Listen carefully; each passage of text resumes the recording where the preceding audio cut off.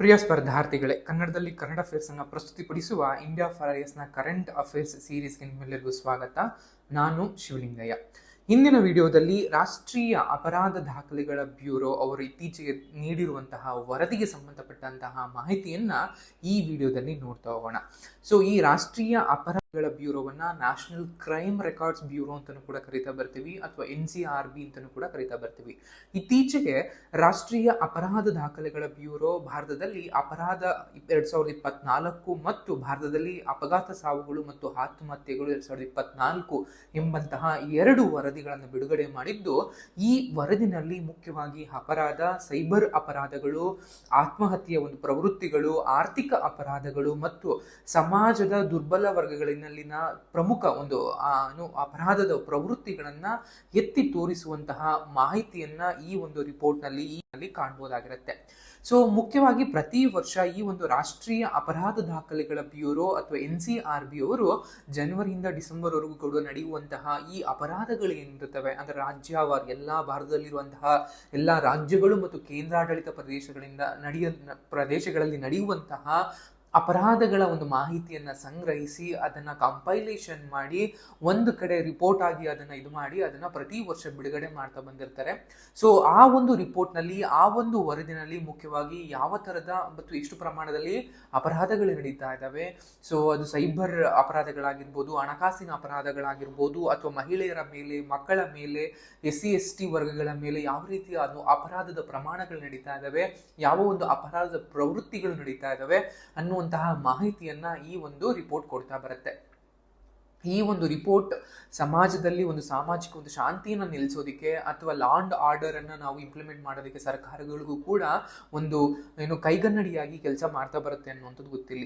ಈ ವರ್ಷದ ಈ ಒಂದು ದಾಖಲೆ ಏನಿದೆ ಅಥವಾ ಈ ಒಂದು ರಿಪೋರ್ಟ್ ಏನಿದೆ ಅಂದ್ರೆ ಭಾರತದಲ್ಲಿ ಅಪಘಾತ ಸಾವುಗಳು ಮತ್ತು ಆತ್ಮಹತ್ಯೆ ಅಥವಾ ಭಾರತದಲ್ಲಿ ಅಪರಾಧ 2024 ಅನ್ನುವಂತಹ ವರದಿಯ ಪ್ರಕಾರ ಒಟ್ಟು ಅಪರಾಧ ದರದಲ್ಲಿ ಏನಿದೆ, ಸೊ ಆ ಅಪರಾಧ ಕ್ರೈಮ್ ರೇಟ್ ನಲ್ಲಿ ಇಳಿಕೆಯನ್ನ, ಡಿಕ್ಲೈನ್ ಅನ್ನ ನಾವು ನೋಡ್ತಾ ಬಂದಿರ್ತೀವಿ. 2024 58.86 ಲಕ್ಷ ಅಪರಾಧಗಳನ್ನ ದಾಖಲಿಸಿಕೊಂಡಿರತ್ತೆ 2024.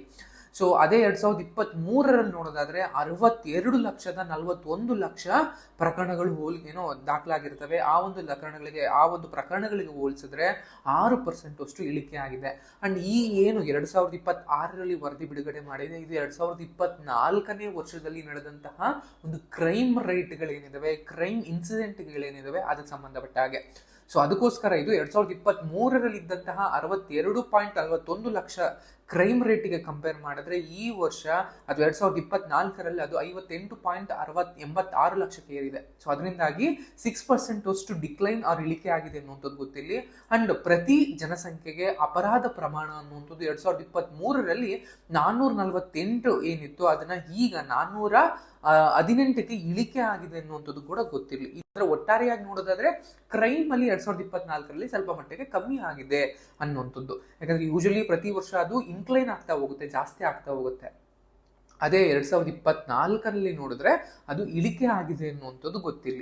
ಅಂಡ್ ಇನ್ನು ಒಟ್ಟಾರೆಯಾಗಿ ಆ ಅಪರಾಧದ ಒಂದು ಪ್ರವೃತ್ತಿಗಳನ್ನ ನೋಡ್ತಾ ಬರುವಂಥದ್ದು ಅಥವಾ ದಾಖಲಾದಂತಹ ಒಂದು ಪ್ರಮಾಣಗಳಿಗೆ ದಾಖಲಾಗಿರುವಂಥದ್ದು ನಮ್ಗೆ IPC ಅಥವಾ ಭಾರತೀಯ ನ್ಯಾಯ ಸಂಹಿತ ಅಂತ ನಾವೇನ್ ಕರಿತೀವಿ, ಅಥವಾ BNS ಅಡಿನಲ್ಲಿ 35.44 ಲಕ್ಷ ಅಪರಾಧ ಪ್ರಕರಣಗಳು ದಾಖಲಾಗಿರುವಂಥದ್ದು. ಅದ್ರ ಜೊತೆಗೆ ವಿಶೇಷ ಮತ್ತು ಸ್ಥಳೀಯ ಕಾನೂನುಗಳ ಅಡಿನಲ್ಲಿ 23.41 ಲಕ್ಷ ಪ್ರಕರಣಗಳು ದಾಖಲಾಗಿದ್ದಾವೆ. ಸೊ ಇವು ಮುಖ್ಯವಾಗಿ ಇರುವಂಥದ್ದು. ಅಂಡ್ ಈ ಒಂದು ಅಪರಾಧದ ಕುಸಿತ ಏನಿದೆ, ಕೆಲವು ವರ್ಗಗಳಲ್ಲಿ ಸುಧಾರಿತ ಕಾನೂನಿನ ಜಾರಿ ಮಾಡಿರುವಂಥದ್ದು ಮತ್ತು ವರದಿ ಮಾಡುವಿಕೆ, ನಾವು ಪ್ರಕರಣಗಳಾದಾಗ ವರದಿ ಮಾಡುವಿಕೆ ಏನಿರುತ್ತೆ ಅದರ ದಕ್ಷತೆಯನ್ನು ಸೂಚಿಸುತ್ತೆ ಅನ್ನುವಂಥದ್ದು ಕೂಡ ಗೊತ್ತಿಲ್ಲ. ಅಂಡ್ ಒಟ್ಟಾರೆಯಾಗಿ ಅಪರಾಧದಲ್ಲಿ ಇಳಿಕೆ ಆಗಿದ್ರು ಕೂಡ ಸೈಬರ್ ಅಪರಾಧದಲ್ಲಿ ಅಥವಾ ಸೈಬರ್ ಕ್ರೈಮ್ ನಲ್ಲಿ ಇನ್ಕ್ರೀಸ್ ಆಗ್ತಾ ಇದೆ ಅನ್ನುವಂಥದ್ದು ಮುಖ್ಯವಾಗಿ ನೋಡ್ಬೇಕು. ಅದ್ರೂ ಕೂಡ ಮೆಟ್ರೋಪಾಲಿಟನ್ ಸಿಟಿಗಳು ಅಥವಾ ಮೆಟ್ರೋ ಸಿಟಿಗಳು, ಬೆಂಗಳೂರು ಆಗಿರ್ಬೋದು, ಹೈದರಾಬಾದ್ ಆಗಿರ್ಬೋದು, ಚೆನ್ನೈ, ಮುಂಬೈ, ಡೆಲ್ಲಿ, ಬೆಂಗಾಲ್ ಅಂದ್ರೆ ಲೈಕ್ ಕೋಲ್ಕತ್ತಾ, ಈ ಒಂದು ಸಿಟಿಗಳಲ್ಲಿ ಕ್ರೈಮ್ ರೇಟ್ಗಳು, ಅದರಲ್ಲೂ ಕೂಡ ಸೈಬರ್ ಕ್ರೈಮ್ ರೇಟ್ಗಳು ಜಾಸ್ತಿ ಆಗ್ತಿದೆ ಅನ್ನುವಂಥದ್ದು ಗೊತ್ತಿಲ್ಲ. ಯಾಕೆಂದ್ರೆ 2023 86,420 ಪ್ರಕರಣಗಳಿದ್ದು, ಸೊ 2024 1,01,928 ಪ್ರಕರಣಗಳು ದಾಖಲಾಗಿದೆ. ಅಂದ್ರೆ ಬರೋಬ್ಬರಿ 17.9% ಅಷ್ಟು ವರ್ಷದಿಂದ ವರ್ಷಕ್ಕೆ ಗ್ರಾಫ್ ಚೇಂಜ್ ಆಗ್ತಿದೆ ಅನ್ನುವಂಥದ್ದು. ಅಂಡ್ ಕಳೆದ 2-3 ವರ್ಷಗಳಲ್ಲಿ ಡಿಜಿಟಲ್ ಅರೆಸ್ಟ್ ಆಗಿರ್ಬೋದು, ಡಿಜಿಟಲ್ ಸ್ಕ್ಯಾಮ್ಗಳಾಗಿರ್ಬೋದು, ಇವೆಲ್ಲ ಸೇರ್ತಾ ಹೋದ್ರೆ ಸೈಬರ್ ಅಪರಾಧದಲ್ಲಿ ಇನ್ನೂ ಹೆಚ್ಚಳ ಜಾಸ್ತಿ ಆಗ್ತಾ ಇದೆ ವರ್ಷದಿಂದ ಅನ್ನುವಂಥದ್ದು ಕೂಡ ನಿಮ್ಗೆ ಗೊತ್ತಿರಲಿ. ಅಂಡ್ ಸೈಬರ್ ಅಪರಾಧದಲ್ಲಿ ಹೆಚ್ಚಳ ಆಗೋದಕ್ಕೆ ಮುಖ್ಯವಾಗಿ ಸೈಬರ್ ವಂಚನೆ ಎನ್ನುವಂಥದ್ದು ಜಾಸ್ತಿ ಆಗ್ತಾ ಇರುವಂಥದ್ದು, ಸೈಬರ್ ಅಪರಾಧದ ಇತರ ಉದ್ದೇಶಗಳನ್ನು ನೋಡುವಂಥದ್ದು, ಸೈಬರ್ ಮೂಲಕ ನಮಗೆ ಲೈಂಗಿಕ ಶೋಷಣೆಗಳಾಗಿರ್ಬೋದು, ಸುಲಿಗೆ ಮಾಡೋದಾಗಿರ್ಬೋದು, ಅಥವಾ ಡಿಫಮೇಷನ್ ಅಥವಾ ಅಪಖ್ಯಾತಿಯನ್ನು ಉಂಟು ಮಾಡುವಂಥದ್ದಾಗಿರ್ಬೋದು, ವೈಯಕ್ತಿಕವಾದಂತಹ ಸೇಡುಗಳನ್ನ ತೀರಿಸಿಕೊಳ್ಳುವಂತಹ ಪ್ರಕರಣಗಳು ನಮಗೆ ಮುಖ್ಯವಾಗಿ ಸೈಬರ್ ಅಪರಾಧದಲ್ಲಿ ಕಂಡು ಬರುವಂಥದ್ದು. ರಾಜ್ಯವಾರು ನೋಡ್ತಾ ಬಂದಾಗ ತೆಲಂಗಾಣ ಅತಿ ಹೆಚ್ಚು ಸೈಬರ್ ಪ್ರಕರಣಗಳನ್ನು ದಾಖಲು ಮಾಡಿದೆ. ಆದರೆ ಸಿಟಿ ವೈಸ್ ನೋಡ್ತಾ ಬಂದಾಗ ಬೆಂಗಳೂರು ಅನ್ನುವಂಥದ್ದು ಅತಿ ದೊಡ್ಡ ಪ್ರಮಾಣದಲ್ಲಿ ಸೈಬರ್ ಕ್ರೈಮ್ಗಳನ್ನ ಹೊಂದಿರುವಂತಹ ಸಿಟಿ ಆಗಿದೆ ಅನ್ನುವಂತ ನೋಡ್ತಾ ಇಲ್ಲಿ.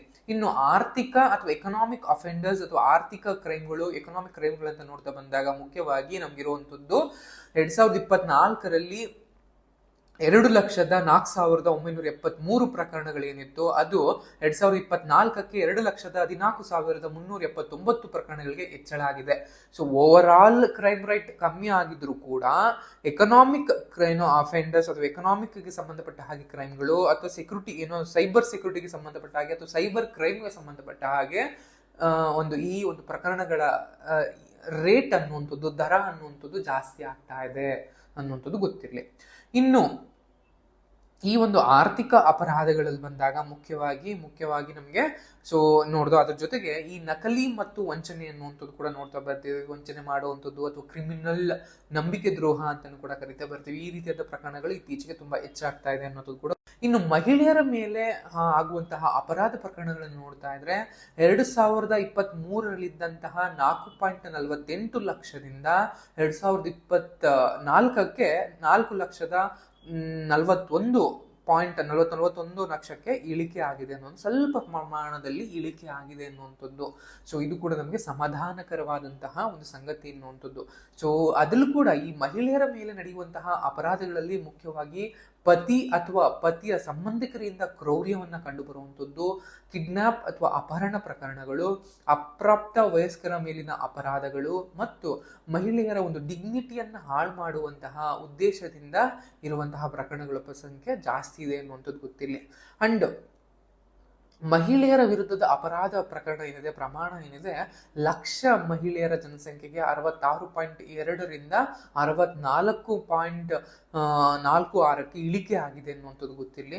ಸೊ ರಚನಾತ್ಮಕವಾದಂತಹ ಸಮಸ್ಯೆಗಳು ಇಂದು ಕೂಡ ಮುಂದುವರಿತಾನೆ ಇದೆ ಅನ್ನುವಂಥದ್ದು. ಮಹಿಳೆಯರಿಗೆ ಸಂಬಂಧಪಟ್ಟ ಹಾಗೆ ರಚನಾತ್ಮಕ ಅಥವಾ ಇನ್ಸ್ಟಿಟ್ಯೂಷನಲೈಸ್ಡ್ ಏನು ಕ್ರೈಮ್ಸ್ ಇದಾವೆ ಅವು ಈಗಲೂ ಕೂಡ ನಡೀತಾ ಇದೆ ಅನ್ನುವಂಥದ್ದು ಗೊತ್ತಿರಲಿ.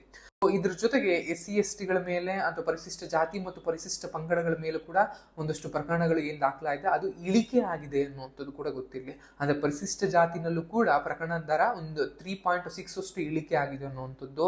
ಅದ್ರ ಜೊತೆಗೆ ಪರಿಶಿಷ್ಟ ಪಂಗಡದಲ್ಲೂ ಕೂಡ 23.1% ಅಷ್ಟು ಇಳಿಕೆ ಆಗಿದೆ ಅನ್ನುವಂಥದ್ದು ಕೂಡ ಗೊತ್ತಿರಲಿ. ಅದ್ರಲ್ಲೂ ಕೂಡ ಮಧ್ಯಪ್ರದೇಶ, ರಾಜಸ್ಥಾನ ಮತ್ತು ಮಹಾರಾಷ್ಟ್ರದಲ್ಲಿ ಪರಿಶಿಷ್ಟ ಪಂಗಡ ಅಥವಾ ಟ್ರೈಬ್ಗೆ ಸಂಬಂಧಪಟ್ಟ ಹಾಗೆ ಹೆಚ್ಚು ಪ್ರಕರಣಗಳು ದಾಖಲಾಗಿದೆ ಅನ್ನುವಂಥದ್ದು ಗೊತ್ತಿರಲಿ. ಸೊ ಇನ್ನು ಮಕ್ಕಳ ಒಂದು ಸುರಕ್ಷತೆ ಮತ್ತು ಬಾಲಾಪರಾಧಿಗಳಿಗೆ ಸಂಬಂಧಪಟ್ಟ ಹಾಗೆ ಮಕ್ಕಳ ಒಂದು ಕಾಣೆ ಪ್ರಕರಣಗಳು ಜಾಸ್ತಿ ಆಗ್ತಾ ಇದೆ. ದಿನದಿಂದ ದಿನಕ್ಕೆ ಮಿಸ್ಸಿಂಗ್ ಚೈಲ್ಡ್ಗಳ ಒಂದು ಕಂಪ್ಲೇಂಟ್ ಜಾಸ್ತಿ ಆಗ್ತಿದೆ ಅನ್ನುವಂಥದ್ದು. 2023ರಲ್ಲಿದ್ದಂತಹ 91,296 ಪ್ರಕರಣಗಳಿಂದ 2024ರಲ್ಲಿ 98,375 ಪ್ರಕರಣಗಳು ದಾಖಲಾಗಿದ್ದಾವೆ. ಸೊ ಅದರಲ್ಲೂ ಕೂಡ 7.8ರಷ್ಟು ಕ್ರೈಮ್ ರೇಟ್ ಜಾಸ್ತಿ ಆಗಿದೆ ಅನ್ನುವಂಥದ್ದು ಗೊತ್ತಿಲ್ಲ. ಅದರಲ್ಲಿ ಹೆಚ್ಚು ಕಾಣೆ ಆಗಿರುವಂಥದ್ದು ಹೆಣ್ಣು ಮಕ್ಕಳು. 75,603 ಹೆಣ್ಣು ಮಕ್ಕಳು ಕಾಣೆಯಾಗಿದ್ದಾರೆ. ಇನ್ನು ಹುಡುಗರು 22,768 ಗಂಡು ಮಕ್ಕಳು ಕಾಣೆಯಾಗಿದ್ದಾರೆ ಅನ್ನುವಂಥದ್ದು ಗೊತ್ತಿಲ್ಲ. ಅಂಡ್ ಕಾನೂನಿನೊಂದಿಗೆ ಸಂಘರ್ಷದಲ್ಲಿರುವಂತಹ ಮಕ್ಕಳುಗಳು ಅಂತ ಬಂದಾಗ ದೆಹಲಿನಲ್ಲಿ ಅತಿ ಹೆಚ್ಚು ಪ್ರಕರಣಗಳು ದಾಖಲಾಗಿದ್ದಾವೆ. ಅದು ಮೆಟ್ರೋ ಸಿಟೀಸ್ಗಳಲ್ಲಿ ಅಥವಾ ಮೆಟ್ರೋ ನಗರಗಳಲ್ಲಿ ಹೆಚ್ಚು ಪ್ರಮಾಣದಲ್ಲಿ ಈ ರೀತಿಯಾದಂತಹ ಒಂದು ಕ್ರೈಮ್ ರೇಟ್ ಜಾಸ್ತಿ ಆಗ್ತಾ ಇದೆ. ಸೊ ಸಿಟಿ ವಲ್ನರಬಿಲಿಟಿ ಅಥವಾ ನಗರದ ಒಂದು ದುರ್ಬಲತೆ ಆಗಿರ್ಬೋದು, ಮಕ್ಕಳ ಕಳ್ಳ ಸಾಗಣೆಗಳಾಗಿರ್ಬೋದು, ಬಾಲಾಪರಾಧಿಗಳಾಗಿರ್ಬೋದು ಮತ್ತು ಬಲವಾದಂತಹ ಒಂದು ಮಕ್ಕಳ ರಕ್ಷಣಾ ವ್ಯವಸ್ಥೆ ಅಗತ್ಯ ಇದೆ ಅಂತ ಅನ್ನುವಂಥದ್ದು ಈ ಒಂದು ಅಂಕಿಅಂಶಗಳು ತೋರಿಸುತ್ತೆ. ಇದ್ರ ಜೊತೆಗೆ ಆತ್ಮಹತ್ಯೆಗಳು ಮತ್ತು ಸಾಮಾಜಿಕ ಯಾತನೆ ನೋಡೋದಾದ್ರೆ ಈ ಆತ್ಮಹತ್ಯೆಗೆ ಸಂಬಂಧಪಟ್ಟ ಹಾಗೆ ಪ್ರಕರಣಗಳು ದಾಖಲಾಗುವಂಥ ಪ್ರಮಾಣ ಜಾಸ್ತಿ ಆಗ್ತಿದೆ ಅನ್ನುವಂಥದ್ದು. ಅದರಲ್ಲೂ ಕೂಡ ಪುರುಷರು ಹೆಚ್ಚಿನ ಸಂಖ್ಯೆಯಲ್ಲಿ ಒಂದು ನೇಣಿಗೆ ಅಥವಾ ಆತ್ಮಹತ್ಯೆಗೆ ಒಡ್ಕೋತಾ ಇದ್ದಾರೆ ಅನ್ನುವಂಥದ್ದನ್ನು ನಾವು ನೋಡ್ತಾ ಬಂದಿರ್ತೀವಿ. ಅವರ ನಂತರದಲ್ಲಿ ರೈತರು ಅಥವಾ ಕೃಷಿಕರು ಕೂಡ ದೊಡ್ಡ ಪ್ರಮಾಣದಲ್ಲಿ ಆತ್ಮಹತ್ಯೆಯನ್ನು ಮಾಡ್ಕೋತಾ ಇದ್ದಾರೆ ಕೃಷಿ ವಲಯದಲ್ಲಿ. ಸೊ ರೈತರು ಅನ್ನುವಂಥದ್ದು 10,546 ರೈತರು ಪ್ರಾಣವನ್ನು ಕಳ್ಕೊಂಡಿದ್ದಾರೆ. ಸೊ ಇದ್ರ ಜೊತೆಗೆ ಕೃಷಿ ಕಾರ್ಮಿಕರು ಕೂಡ 4,633 ಕೃಷಿ ಕಾರ್ಮಿಕರು ಪ್ರಾಣವನ್ನು ಕಳ್ಕೊಂಡಿದ್ದಾರೆ ಅನ್ನುವಂಥದ್ದು ಗೊತ್ತಿರಲಿ. ಇನ್ನು ದಿನಗೂಲಿ ಕಾರ್ಮಿಕರಾಗಿರ್ಬೋದು, ನಿರುದ್ಯೋಗಿಗಳಾಗಿರ್ಬೋದು, ವಿದ್ಯಾರ್ಥಿಗಳಾಗಿರ್ಬೋದು, ಗೃಹಿಣಿಗಳಾಗಿರ್ಬೋದು, ಇವರೆಲ್ಲರೂ ಕೂಡ ನೇಣಿಗೆ ಅಥವಾ ಆತ್ಮಹತ್ಯೆಗೆ ಮೀರ್ತಾ ಇದ್ದಾರೆ ಅನ್ನುವಂಥದ್ದು. ಅಂಡ್ ಓವರ್ ಡ್ರೋಸ್ ಅಥವಾ ಓವರ್ ಡ್ರಗ್ ಕನ್ಸ್ಯೂಮಿಂದನೂ ಕೂಡ ಒಂದಷ್ಟು ಸಾವಿನ ಪ್ರಕರಣಗಳು ಜಾಸ್ತಿ ಆಗ್ತಾ ಇದ್ದಾವೆ. ಸೊ 50% ಅಷ್ಟು ಇನ್ಕ್ರೀಸ್ ಆಗಿದೆ ಅನ್ನುವಂಥದ್ದು ಕೂಡ ಇತ್ತೀಚೆಗೆ ಕಂಡು ಬಂದಿರುವಂಥದ್ದು. ಸೊ ಇದನ್ನೆಲ್ಲ ಕೂಡ ನೋಡ್ತಾ ಇರ್ತೀವಿ. ಅಂಡ್ ರಾಜ್ಯದ ವಿರುದ್ಧ ಅಥವಾ ಒಂದು ಅಗೇನ್ಸ್ಟ್ ಸ್ಟೇಟ್ ಕ್ರೈಮ್ಗಳನ್ನ ನೋಡ್ತಾ ಬಂದಾಗ 2023 4,873 ಪ್ರಕರಣಗಳಿಂದ 5,194 ಪ್ರಕರಣಗಳಿಗೆ ಜಾಸ್ತಿ ಆಗಿದೆ ಎನ್ನುವಂಥದ್ದು ಕೂಡ ಗೊತ್ತಿಲ್ಲ. ಸಾರ್ವಜನಿಕ ಆಸ್ತಿಗೆ ಸಂಬಂಧಪಟ್ಟ ಹಾಗೆ ಕಾನೂನುಗಳು ಅದರ ಅಂಡರ್ನಲ್ಲಿ 84% ಪ್ರಕರಣಗಳು ಜಾಸ್ತಿ ಆಗಿದೆ ಎನ್ನುವಂಥದ್ದು. ಅಂಡ್ ಉಪ ಅಥವಾ ಕಾನೂನು ಬಾಹಿರ ಚಟುವಟಿಕೆಗಳ ಕಾಯ್ದೆಯಲ್ಲಿ 649 ಪ್ರಕರಣಗಳು ದಾಖಲಾಗಿರುವಂಥದ್ದು ಕೂಡ ನಾವು ನೋಡ್ತಾ ಬಂದಿರ್ತೀವಿ. ಸೊ ಇದಿಷ್ಟು ಈ ವರ್ಷ 2026ರಲ್ಲಿ 24ನೇ ಸಾಲಿನ ಒಂದು ರಿಪೋರ್ಟ್ ಇದೆ, ಅದಕ್ಕೆ ಮಾಹಿತಿ. ಇನ್ನು ನ್ಯಾಷನಲ್ ಕ್ರೈಮ್ ರೆಕಾರ್ಡ್ ಬ್ಯೂರೋ ಅಥವಾ ರಾಷ್ಟ್ರೀಯ ಅಪರಾಧ ದಾಖಲೆಗಳ ಬ್ಯೂರೋ ಬಗ್ಗೆ ನೋಡೋದಾದ್ರೆ, ಇದು ಮುಖ್ಯವಾಗಿ ದೇಶದಲ್ಲಿ ಅಪರಾಧ ಮತ್ತು ಅಪರಾಧ ಸಂಬಂಧಿತ ದತ್ತಾಂಶಗಳನ್ನು ಸಂಗ್ರಹಿಸುವಂತಹ, ವಿಶ್ಲೇಷಿಸುವಂತಹ ಮತ್ತು ಪ್ರಕಟಿಸುವಂತಹ ಜವಾಬ್ದಾರಿಯುತವಾದಂತಹ ಒಂದು ಸರ್ಕಾರಿ ಸಂಸ್ಥೆ ಆಗಿರುತ್ತೆ ಅಂತ ಗೊತ್ತಿರಲಿ. ರಾಷ್ಟ್ರೀಯ ಪೊಲೀಸ್ ಆಯೋಗದ ಕಾರ್ಯಪಡೆ 1977 ಮತ್ತು 1981ರ ಒಂದು ಕಮಿಟಿ ಇದೆ. ಆ ಕಮಿಟಿಯ ತಜ್ಞರ ಒಂದು ಪ್ರಕಾರ, ಶಿಫಾರಸಿನ ಪ್ರಕಾರ 1986ರಲ್ಲಿ ಈ ಒಂದು ರಾಷ್ಟ್ರೀಯ ಅಪರಾಧ ದಾಖಲೆಗಳ ಬ್ಯೂರೋವನ್ನ ಸ್ಥಾಪನೆ ಮಾಡಲಾಯಿತು. ಸೊ ಈ ಒಂದು ರಾಷ್ಟ್ರೀಯ ಅಪರಾಧ ದಾಖಲೆಗಳ ಬ್ಯೂರೋ ಗೃಹ ಸಚಿವಾಲಯದ ಅಡಿನಲ್ಲಿ ಕಾರ್ಯನಿರ್ವಹಿಸುತ್ತೆ ಅನ್ನುವಂಥದ್ದು ಗೊತ್ತಿರಲಿ. ಅಂಡ್ ಈ ಒಂದು ನ್ಯಾಷನಲ್ ಕ್ರೈಮ್ ರೆಕಾರ್ಡ್ ಬ್ಯೂರೋ ಅವರು ಪ್ರಮುಖವಾಗಿ 2 ರಿಪೋರ್ಟ್ಗಳನ್ನ ಕೊಡ್ತಾರೆ. ಅದು ಭಾರತದಲ್ಲಿ ಅಪರಾಧ ಅನ್ನುವಂಥದ್ದು, ಅದ್ರ ಜೊತೆಗೆ ಭಾರತದಲ್ಲಿ ಅಪಘಾತ ಸಾವುಗಳು ಮತ್ತು ಆತ್ಮಹತ್ಯೆಗಳು ಅನ್ನುವಂತಹ ರಿಪೋರ್ಟ್ ಅನ್ನ ಕೊಡುವಂಥದ್ದನ್ನು ನಿಮಗೆ ಗೊತ್ತಿದೆ. ಸೊ ಇದಿಷ್ಟು ಈ ಒಂದು ವಿಡಿಯೋದ ಮಾಹಿತಿ. ಈ ಮಾಹಿತಿ ನಿಮ್ಗೆ ಇಷ್ಟ ಆಗಿದೆ ಅಂತ ಭಾವಿಸ್ತಾ ಈ ವಿಡಿಯೋ ನಿಮ್ಗೆ ಏನ್ ಮಾಡ್ತಾ ಇದೀವಿ. Thank you.